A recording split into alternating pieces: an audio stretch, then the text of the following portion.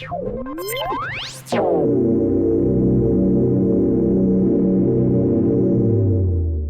afternoon, everybody. Hello, I'm Tara Tarango, and I am really pleased to welcome you to this webinar. Just to make sure you are in the right place, we're here to talk about using alternative assessments in the classroom. How can we figure out what it is our students know or don't know without giving them yet another sort of boring old paper and pencil test?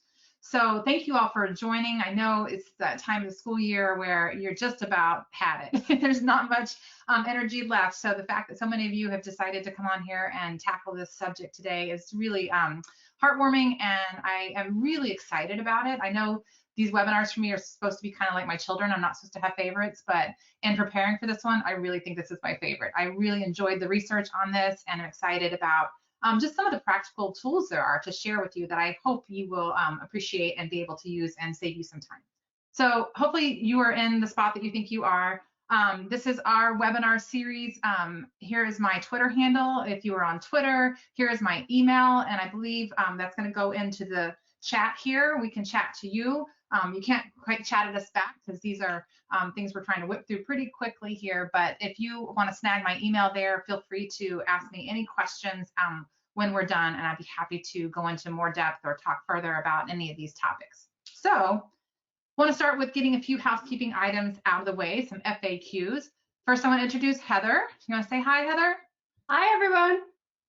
Heather is in the background here. She's making all of this go. So if you have any technical questions, you can put those in the questions in your GoToMeeting or GoToWebinar panel there, and she'll be able to help you out there. And she'll also be facilitating some of our polls. So you'll hear her chime in and out throughout this time together.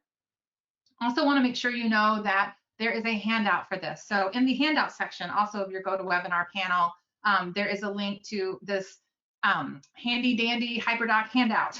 So this will have all the links to any of the resources that I talk about, descriptions of the strategies that I talk about.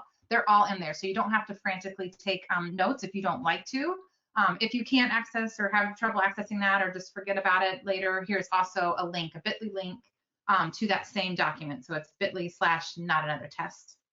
And just because I'm trying to be cute with the H's here, we got Heather, we got handout, HyperDoc, and whether you are here live or whether you are there and watching this in a video, this will be recorded. It's another frequently asked question, and we will put this up on YouTube. We will send you a link to it as well. So again, if you don't want to take furious notes, you can always access the recording there or share it with a friend. We welcome that freely. So those are some of those housekeeping items to get out of the way. And we'll start with our first poll. I'm really curious to know who is here. I always like to kind of get a sense of grade levels or kind of roles. So we're going to launch a poll here. If you can just log in there, whether you are, K2, 3-5, 6-8, high school, or whether you teach one of those grade levels, but you are an administrator. We'll give you 5 more seconds to fill this out so we get a sense of who's here and I can tailor the content appropriately if needed. So Heather will close that out and let us know the results. She'll publish them out. So we have 25% lower elementary, K2, 37% upper L, 3-5, 12% middle school, 24% high school, and 7% other or admin. Okay, we got a pretty good distribution. So I won't really tailor anything too much to one particular group, but I will try to address how everything here will definitely hit, whether it's, I have a kindergarten example I know, and I'll definitely bring in some high school examples and stuff for you admins to share with your teacher as well. I appreciate you coming on to get some of that info as well. So thanks for doing that. Next, I want to just make sure you all know we are sponsored. These free webinars are coming to you from Blue Apple. So if you are someone who's interested in project-based learning, but not interested in spending hours and hours of planning and creating lesson plans and finding real-world connections to talk to your students and finding all those resources, then it's something you definitely want to check out. Really, it's an exciting way to bring project-based learning to life in your classroom. And at the end, I'm going to give 10 of you a chance to win or to get 50% off of these projects. And all of you have a chance to get 10% off of these projects by using that code webinar. And again, I'll bring that up at the end as well. It's also on the HyperDoc, but you have a month to use that code to get 10% off these projects. We're a nonprofit group, so they're already pretty reasonably priced. I definitely encourage you to check those out to save you some time in making PBL a reality for your class.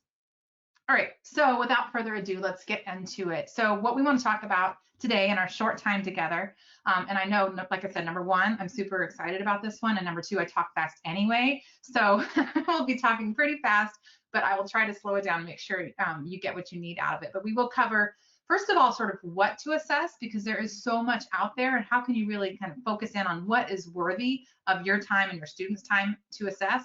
And then we'll look at those ways to assess. So 10 alternative assessments, alternatives to that traditional paper and pencil test.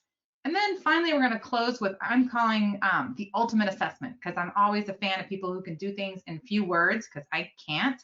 And so here is a 3-word assessment that I think you'll find pretty powerful. So we'll save that for the end. All right, one more quiz or poll for you here, because I'm just really curious. And also it's good to know so we can tailor these to the world that you're living in. So what is your pandemic reality? What environment best describes your school right now? So are you in person, just like there's never even been a pandemic, everybody running around without masks? Are you in person but masked and as socially distant as you possibly can? Are you completely remote? Or are you doing some kind of hybrid of in-person and remote? And maybe you've changed between all of those throughout the year. What are you right now at this moment? All right, we'll give you 5 more seconds to answer that, and then Heather can close that out and share with us what we're looking at. It's always good to see, you know, how that's kind of playing out. I think we have about 100 folks on here, so we'll get a good cross section of what things are looking like across mostly the Midwest, I think folks are from, but really all over the country. All right, what do we got? So we have 0% in person, like there's not even a pandemic. All right, well, that's good. 55% in person, masked and socially distant as possible. 15% completely remote, and 30% hybrid, in person and remote. All right, so if you think about that completely remote or hybrid, at least some remote, it was about half and half. So half of you are in person totally and half either remote or hybrid. So I really try to be careful and only share alternative assessment ideas that can be used both ways. So we can definitely, if you have ideas for one, like I see how that works in person, but not remote, email me, we'll figure it out. Because all of these, at least figured out at least one way you could do it remotely. All right, so let's start, like I said, with what to assess. So we're going to play a guessing game. And it is not guess how much I love you, although I do love you. I think teachers have the absolute most important job in the world, and they do so much with so little. So I do love you very much, but that is not what we're going to guess. We are going to guess how much you have to teach, thinking particularly about standards, right? All the standards that are out there. You know, if you are a state that's using Common Core or Next Gen Science Standard or the C3 framework for social studies, maybe you aren't using exactly those, but your state's pretty much adopted them, but call them something else, which is what a lot of states have done. Or maybe you have your own set. But I really do want you to guess. We're going to do another poll here. Let's say you are a 5th grade teacher. How many standards are you expected to have students master each year? You think it's 50, 100, 150, or 200? There are no points here for right or wrong. We're truly just guessing. So I'll give you 3 more seconds, and we'll then close that one out. We'll see how close we get.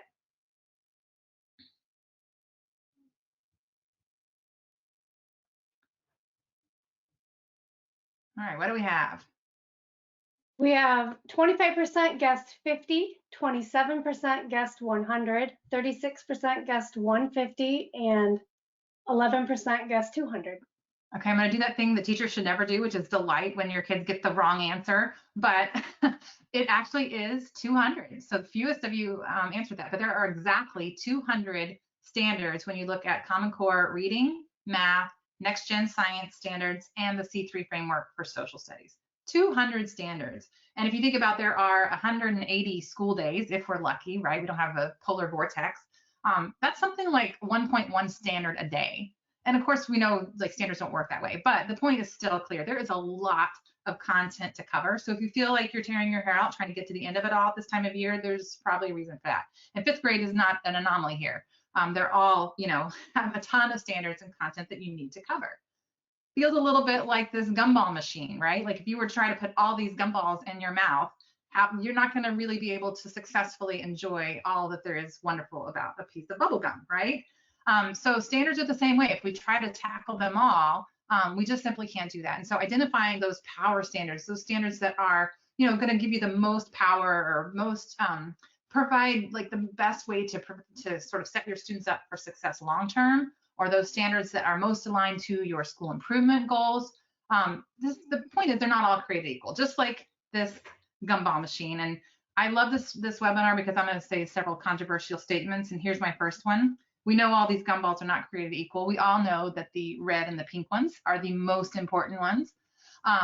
So hopefully we can all stay friends at the end of that statement. But this is nice because I happen to like the red and pink ones, and they give me a color to identify themselves as a power standard or as a power gumball, right? It would be nice if our standards could do that. They were color coded to say, here are the ones that are most critical to our students' learning. But the point is, we need to find those pink and red standards or gumball standards in our own standards. And so I have an idea for how to do that. So we can't have color coding necessarily, but we can score them.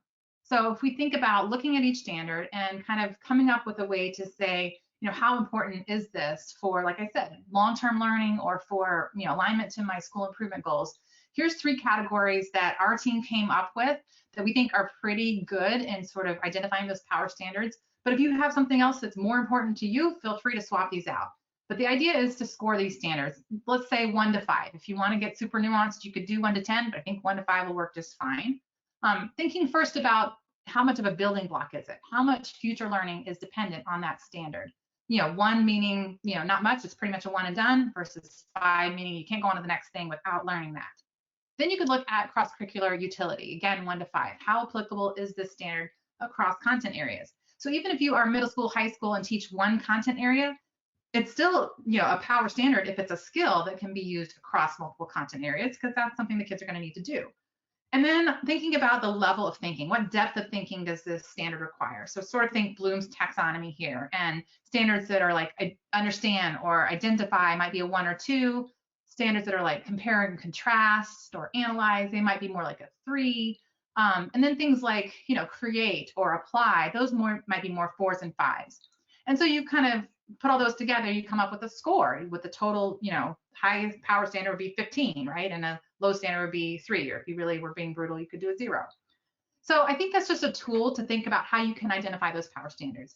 Now, the first time I heard about this idea, I thought that sounds awesome, but that sounds like it's really time consuming. And if you're thinking that as well, you are right. And so we took the time and did it for you. Not to say that just like I think that the pink and red ones are the most, the best gumballs, and you may have a different idea. We may have a different idea about what your standards, which standards are most important to you as well, or how you would score these. So I encourage you to, make this your own, edit it as you see fit, but starting place is always good as a time saver. So I actually want to show you this tool because I want to make sure you see the power of it and you can use it afterwards. So this is in that handout. And you can essentially go to, hold on, let me find my cursor. I'm going to show you how this works. If you go to it, you'll get a PDF that will take you to these standard scoring sheets. And for each grade level, you can pick your grade level. Let's go to grade 4, let's say. And they all work the same way. And this is for K5. 6-12, you can also do the same thing, but it's just much more nuanced. You know which standards, how you want to score those. So I just want to put that out there. And if you are really interested in doing that for 6-12 or for your content area, we would be happy to help you with that. Feel free to email me. We've got this down now, but we thought K5 is a place to start. So I'll make this a little bit bigger so you can see. Essentially, you get into this spreadsheet, and there are these blue tabs here on the left. So math scores, ELA, science, and social studies. And again, those are Common Core, Next Gen, and the C3 framework. And so let's say we're in math here. Each of the standards are listed here. And then in this gray area is a chance for you to give those score. So building block, let's say we think this one is a 5. And for multidisciplinary, we think it's a 3. You could change it to be a 5 as well. And then you have a 4. Let me go back. Then you have, let's say we give this one a 4. Anyway, so you get a total score over here, but you can play with this. Put your scores into the gray boxes, and it'll automatically calculate over here on these red tabs. You can see we were in math, so you could click over here and see your power standards for math, and it's going to sort them in order by the highest score down to the lowest score. So depending on how brutal you want to be, and again, this is my second controversial statement, so this whole document could get me in a lot of trouble, but I hope, again, we're still friends, because I'm not saying not all these standards are important at all, but it just helps. It's just reality. We have to be able to focus. And so you can be brutal and say, I just want to focus on the top 5, or you can say, I want to focus on the top 10 or the top 20, but this will put them in order for you. You can look at it by content area, or you can also look at it over here. The last one is all subjects. So here you can see math, ELA, science, and social studies in order based on the scores that you gave in these blue tabs. So like, I just wanted to model that for you. This is something you can access. I hope that you make it your own. You could change out these categories at the top. You could, put them on a 1 to 10 scale instead of a 1 to 5 scale. Do what you want with it, but hopefully the starting place is something to help you identify your power standards. All right, so now that we have talked about the fact that, we know what to assess, maybe to kind of at least focus on those power standards, now we'll get into those 10 ideas for alternatives to the paper and pencil test. So I'm going to go through some of these a little bit more in depth, and some of them that you might know already I'll go through quickly because I want to make sure we have time to get to the end and give you your chance to win that 50% off. So the first one is one that's near and dear to my heart. We call it the 5-word challenge. And this is just the idea of challenging your students to summarize whatever it is they've learned in 5 words or less. So I love this because, the summarizing piece gives that real critical thinking practice, right? They have to be able to synthesize what they've learned. But by putting that constraint of 5 words or less, they have to get kind of creative. And you'll see, and I'll show you a video of our students doing this, how they each take a different approach to it. They really did flex some creative thinking muscles here. I think this is best for formative assessment. I suppose you could use it for a summative assessment, but it's nice because it's super flexible in terms of its application. So if you are remote, you can use Flipgrid like we did here. The kids just recorded themselves on Flipgrid using their 5 words. You could put up a Google Doc, they could put them in there. You could put up a Jamboard where they use stickies, or if you're in person, they could put them on an index card or some kind of exit ticket. So, really flexible in that way. But my thing I like most about this one is that it's super easy and quick to review because you limited them to 5 words. So you can run through all your students really quickly without having to read, some huge essay. So I want to show you examples of this so you can see just how creative they got with this. Our students here were responding to explaining how a food web, what is a food web in 5 words or less. So here we'll start with the first one.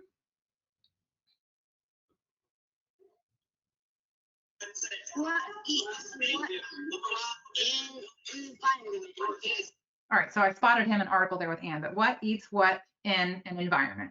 And I just think there's just not a much better succinct way to say what a food web is than that. So I was really proud of Samuel's answer there. We'll look at another one. One of the food webs are about is eating animals, chain reactions, inside entire parts, dying. All right, I just thought that was really funny. One, you could see how he took a different approach, like sort of the jump cuts and just sort of doing individual words. Again, spot, chain reaction, I'm calling that one word. You can be as flexible or strict on that as you'd like. But I also think he had kind of a little fun with it, if you can call talking about dying fun. But you could tell he got the concept, right? And had this little bit of fun with it. We'll play one more just again so you see the breadth of different ways that folks responded to this. I would describe food web in 5 words: reproductive, important, endangered, critical, and interesting. All right, so here you can see Ari, she took it to a little bit deeper level, right? She really kind of is almost applying it already and thinking, what's the impact of this, and endangered and important, things like that. So like I said, I just think it's really a great way, a quick way to get your students thinking creatively and critically and give you a nice, quick formative assessment. So that's the first one, the 5-word challenge.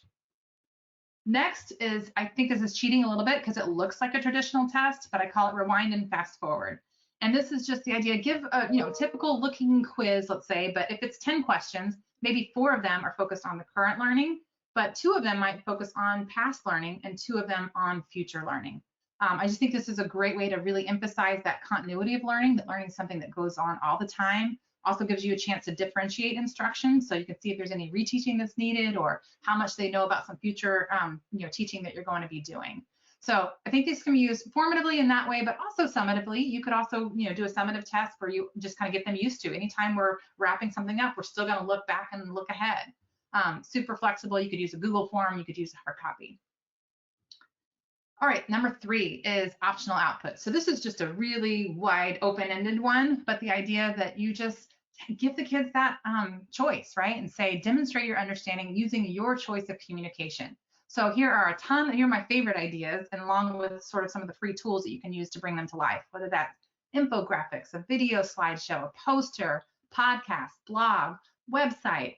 Here's another resource here that just gives these ideas and more. So if you want to give these to your students, and hopefully that will spark their creativity to say, show what you learned, and feel free to get creative with any of these different modalities to communicate. And I think it's really cool just to see an example of that. One of our project-based learning units is called State of Sustainability. And in this, the students learn about the UN sustainability goals, and then they analyze how their state, their particular state, is doing against those goals, and they create a book.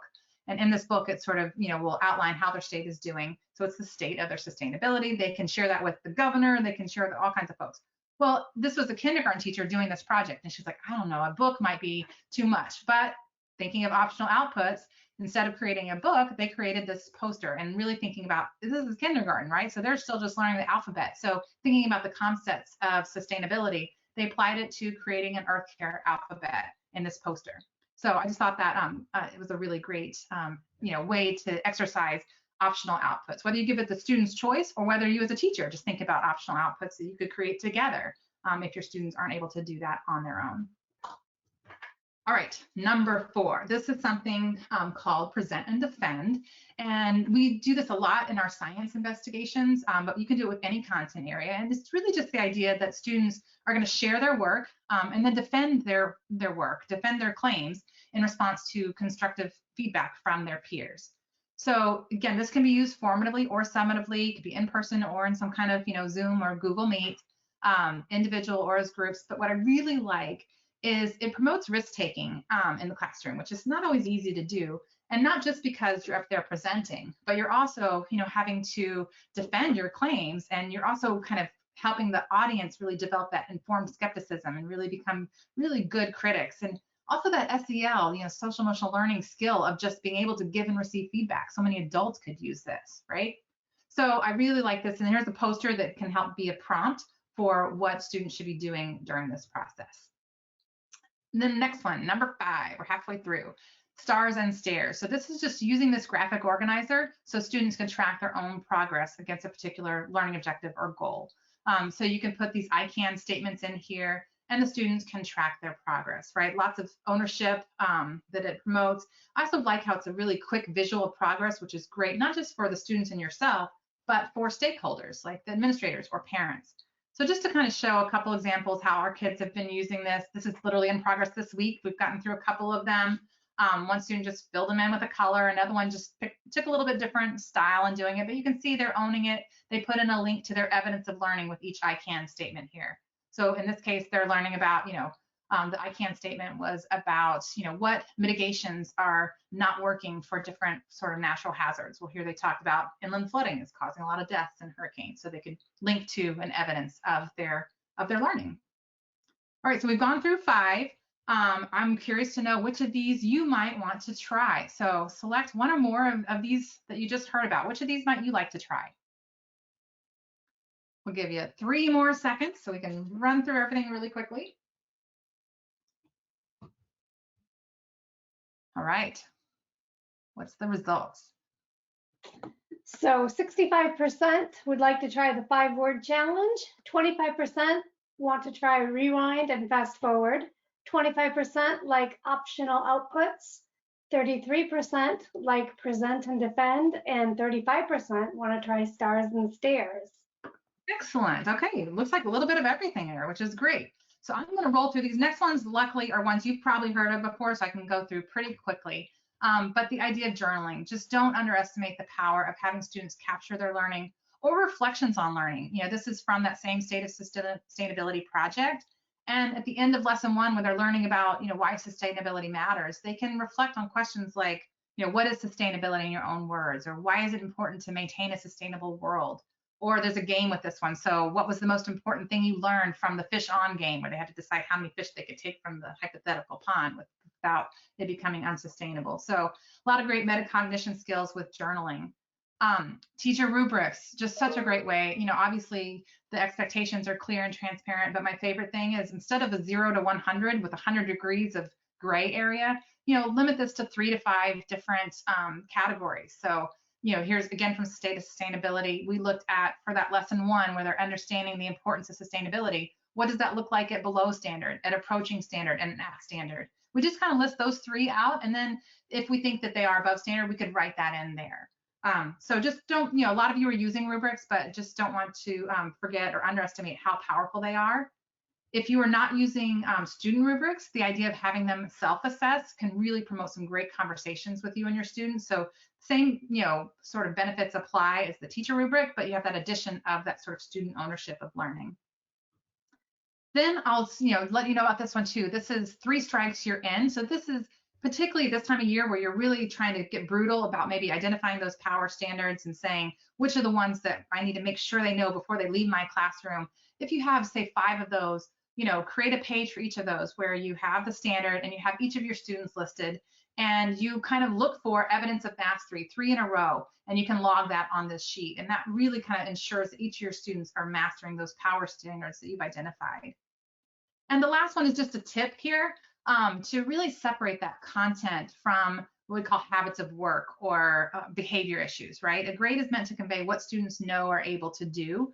So if we sort of put in, a deduction for turning it in late or a bonus for turning it in early, we're really kind of rendering that grade inaccurate. It's no longer saying what they can and can't do. So I would say separate those. They're both important. Those habits of work are very important. Expect mastery of both, but try not to meld those together so that we keep our grading true to what it's trying to address. All right, I'm going to skip this poll actually just in the use of time, but do take a minute to think about which of those that you want to try on your own. I want to make sure you have a chance to apply this. So I want to give you that ultimate assessment here, right? We're at that time in the year where you're just like, I just need help. I can't even think. I have no more brain cells left. If you have only 3 words left to give, my friend, Mr. Paul Yenny, is a 5th grade teacher in Colorado. And I saw this tweet from him and I just thought it was brilliant. Here's a 3-word assessment. He just said, teach me something. That's what he gave the kids. And he said, half credit if I learn something new, half credit if you feel successful. And so Paul is great about this. If you are on Twitter, you want to follow him at Mr. Yenny. Paul, if you're not on Twitter, what are you doing? You need to be there. There's so much great PD there.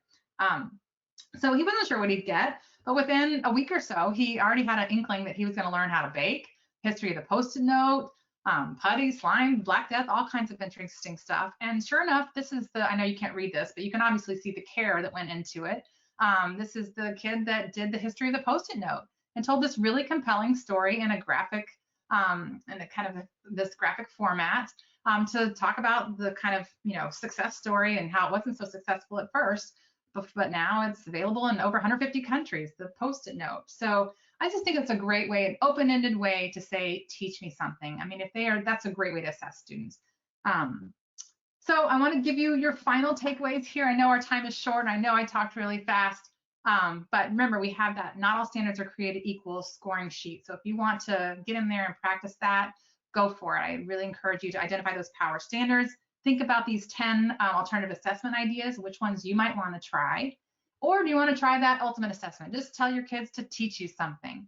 And remember, all of those are in that handout in your handout section of the panel or in bit.ly, not another test.